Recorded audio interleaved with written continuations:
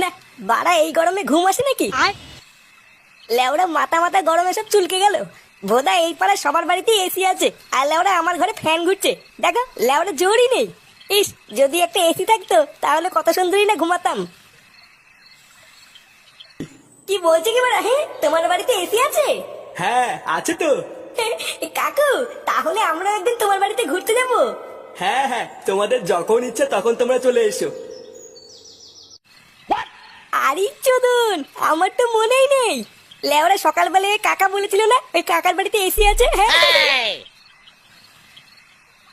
ওই কাকা তো বলেছিল যখন ইচ্ছে তখনই উনার বাড়ি যেতে। বারা রাতে বেলায় কাকার বাড়ি এসির তলে ঘুমালে কেমন হয়? হ্যাঁ।